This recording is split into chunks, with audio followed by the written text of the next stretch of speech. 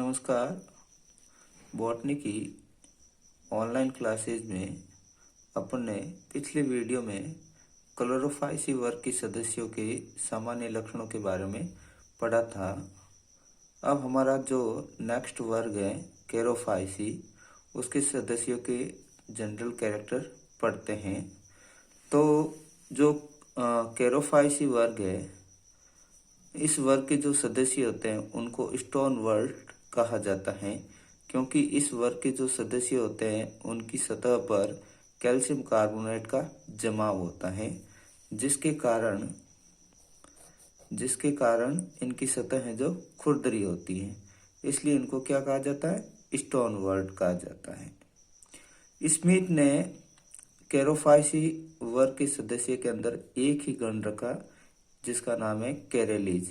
कैरेलीज गण के अंदर 7 जेनेरा और 250 जातियां सम्मिलित की गई हैं। अब इस गण के सदस्यों के आवास के बारे में चर्चा करें तो इसके अधिकांश सदस्य हैं जो फ्रेश वाटर के अंदर पाए जाते हैं, लेकिन कुछ सदस्य हैं जो एल्कलाइन वाटर या खारे जल में भी पाए जाते हैं। इसके अलावा कुछ सदस्य हैं जो कम ऑक्सीजन युक्त और कठोर जल जिसके अंदर कैल्शियम कार्बोनेट की अधिकता हो, उसमें भी ये अधिकता से पाए जाते हैं। इनके थैलस स्ट्रक्चर के बारे में पढ़े तो इनका जो थैलस होता है वो मैक्रोस्कोपिक होता है, यानी कि दीर्घकाय यानी कि बड़ा होता है, और जो राइजोइड्स और इरेक्ट ब्रांच एक्सिस में डिवाइडेड रहता है, यानी कि जो थैलस है वो मूलाभास और उदरशाकित एक्सिस में या अक्ष में विभेदित रहता है। इनका जो मूलाभास होता है या राइजोइड्स है वो मल्टी सेल्यूलर होता है, यानी कि बहुकोशिकीय होता है, ब्रांच्ड होता है और यूनिसेरियर यानी कि एक पंक्तिक होता है। और राइजोइड्स या मूलाभास के अंदर ऑब्लिक्यू सेप्टा भी पाए जाते हैं। ऑब्लिक्यू सेप्टा का मतलब होता है इनके अंदर तिरछे पट्ट पाए जाते हैं। राइजोइड्स का जो ओरिजिन होता है वो मुख्य अक्ष की आधारीय पर्व संधि से होता है। अब इनकी जो मुख्य अक्ष है थैलस की, यानी कि थैलस अपन ने देखा था 2 पार्ट में डिवाइड होता है, मैन एक्सिस और राइजोइड। तो राइजोइड्स है जो अपन ने पढ़ लिया कि मल्टी सेल्यूलर होता है, ब्रांच्ड होता है, यूनिसेल्यूलेट होता है। मैन एक्सिस है जो नोड और इंटरनोड्स में डिवाइडेड रहती हैं, यानी कि पर्व संधि और पर्व में डिवाइड रहती हैं। पर्व संधि से जो 2 प्रकार की शाखाएं निकलती हैं, एक तो होती है लिमिटेड ग्रोथ वाली शाखाएं और दूसरी होती है अनलिमिटेड ग्रोथ वाली शाखाएं। अब जो मुख्य एक्सिस होती है, मुख्य एक्सिस या मुख्य अक्ष होती है, उसकी जो सेल्स होती हैं वो इलोंगेटेड होती हैं, यूनिन्यूक्लिएट होती है, और उनका शेप है जो डिस्कॉइड्स होता है, और उनके अंदर क्लोरोप्लास्ट भी प्रेजेंट होता है। डिस्कॉइड्स का मतलब होता है डिस्क लाइक। इनकी जो सेल वॉल होती है वो सेल्यूलोज की बनी होती है, इसलिए इनको नाम दिया गया सेल्यूलोजिक। जो इस वर्ग के सदस्य होते हैं उनके अंदर जो स्टोरेज फूड के रूप में जो स्टार्च पाया जाता है। नेक्स्ट इनके अंदर रिप्रोडक्शन की बात करें तो इस वर्ग के सदस्यों के अंदर जो रिप्रोडक्शन होता है वो वेजिटेटिव और सेक्सुअल रिप्रोडक्शन होता है। इनके अंदर एसेक्सुअल रिप्रोडक्शन एब्सेंट होता है। तो रिप्रोडक्शन कौन से 2 मेथड के द्वारा होता है, कायिक जनन और लैंगिक जनन के द्वारा इनके अंदर जनन होता है। अलैंगिक जनन का इस वर्ग के सदस्यों के अंदर अभाव होता है। तो इनके अंदर जो वेजिटेटिव रिप्रोडक्शन है या जो कायिक जनन है वो अनेक प्रकार की स्पेशल स्ट्रक्चर के द्वारा होता है, जिनमें से जो कुछ एग्जाम्पल दे रखे हैं, जैसे इनके अंदर एमाइलम स्टार्स के द्वारा भी कायिक जनन होता है। एमाइलम स्टार्स के बारे में अपन ने सेवाल के जनरल कैरेक्टर के अंदर पढ़ा था, जिसमें अपन ने बताया था कि जो कारा की आधारीय पर्व संधि होती है, तो आधारीय पर्व संधि की सेल्स के अंदर जब डिवीजन होता है तो उनके जो सेल्स डिवाइडेड होकर एक स्टार शेप संरचनाएं बनाती हैं, जिनको अपन बोलते हैं एमाइलम स्टार्च जिसके अंदर स्टार्च भरा रहता है। और बाइबल्बिल्स जिसको अपन पत्र परकलिका भी कहते हैं। तो बाइबल्बिल्स के बारे में भी अपन ने पढ़ा था एल्गी के जनरल कैरेक्टर के अंदर। तो इसमें भी अपन ने पढ़ा था कि जो कारा होता है उनकी राइजोइड्स पर कलिका नुमा संरचनाएं डेवलप होती हैं, जिनको अपन बल्बिल्स या पत्र परकलिका कहते थे। और ये क्या करती है, मदर प्लांट से अलग होकर नए थैलस का निर्माण करती हैं। इसके अलावा अपन ने पढ़ा था सेकेंडरी प्रोटोनिमा या द्वितीयक प्रोटोनिमा।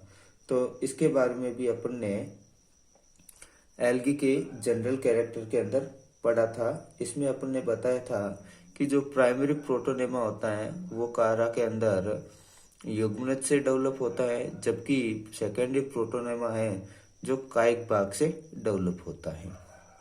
अब अपन इसके अंदर सेक्सुअल रिप्रोडक्शन की बात करें तो कैरोफाइसी वर्ग के सदस्यों के अंदर सेक्सुअल रिप्रोडक्शन है जो oogamous टाइप्स का होता है। oogamous टाइप्स का मतलब अपन ने पढ़ा था कि oogamous में है जो मेल और फीमेल गैमेट्स होते हैं उनको अपन आइडेंटिफाई कर सकते हैं। और इनके मेल और फीमेल जो रिप्रोडक्टिव ऑर्गन होते हैं वो मैक्रोस्कोपिक यानी कि दीर्घकाय होते हैं, यानी कि बड़े होते हैं। इनके मेल रिप्रोडक्टिव ऑर्गन को ग्लोब्यूल्स कहते हैं और फीमेल रिप्रोडक्टिव ऑर्गन को न्यूक्यूल्स कहते हैं। तो ये ध्यान रख लेना, ग्लोब्यूल्स क्या है। तो कैरोफाइसी वर्ग के सदस्यों के अंदर जो मेल रिप्रोडक्टिव ऑर्गन पाया जाता है उनको अपन ग्लोब्यूल बोलते हैं। जो फीमेल रिप्रोडक्टिव ऑर्गन होता है उसको न्यूक्यूल कहते हैं। अपन जब कारा की स्ट्रक्चर, कारा के अंदर अपन लाइफ हिस्ट्री पढ़ेंगे तो ग्लोब्यूल और न्यूक्लियस के बारे में अपन डिटेल से पढ़ेंगे। फिर इनके अंदर जो ऊस्पोर बनते हैं, तो ऊस्पोर जब जर्मिनेट होता है तो उसके अंदर उसके द्वारा प्राइमरी प्रोटोनेमा का निर्माण होता है। और प्राइमरी प्रोटोनेमा क्या करता है, वापस जर्मिनेट होकर एल्गी का फॉर्मेशन करता है या नए थैलस का फॉर्मेशन करता है। अगर इनकी लाइफ हिस्ट्री देखें तो जो कैरोफाइसी वर्ग की कोई एल्गी है तो उनके अंदर जो वेजिटेटिव रिप्रोडक्शन है, जो उनके मेथड दे रखे हैं तो बल्बिल्स के द्वारा, एमाइलम स्टार्च के द्वारा और सेकेंडरी प्रोटोनेमा के द्वारा। तो ये सारे के सारे वापस क्या करते हैं, नए थैलस का फॉर्मेशन करते हैं। अगर इनके अंदर सेक्सुअल रिप्रोडक्शन देखें तो सेक्सुअल रिप्रोडक्शन के अंदर मेल और फीमेल दो पार्ट होते हैं। मेल रिप्रोडक्टिव ऑर्गन को ग्लोब्यूल्स कहते हैं और फीमेल रिप्रोडक्टिव ऑर्गन को न्यूक्यूल कहते हैं। ग्लोब्यूल से एंथ्रीडियल फिलामेंट बनते हैं, जबकि न्यूक्यूल से उगोनियम बनता है। और एंथ्रीडियल फिलामेंट के अंदर एंथीरोजोइड्स यानी कि पुंगणों का निर्माण होता है और उगोनियम के अंदर अंड का निर्माण होता है।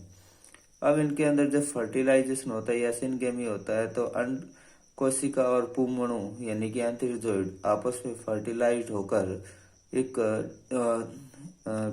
द्वितीयक मतलब जाइगोट का निर्माण करते हैं, जो एक डिप्लॉइड स्ट्रक्चर होती है। इस जाइगोट के अंदर मियोसिस यानी कि अर्धसूत्री विभाजन होता है, तो जिससे 4 सेल्स बनती हैं जिनको अपन बोलते हैं प्राइमरी प्रोटोनेमा।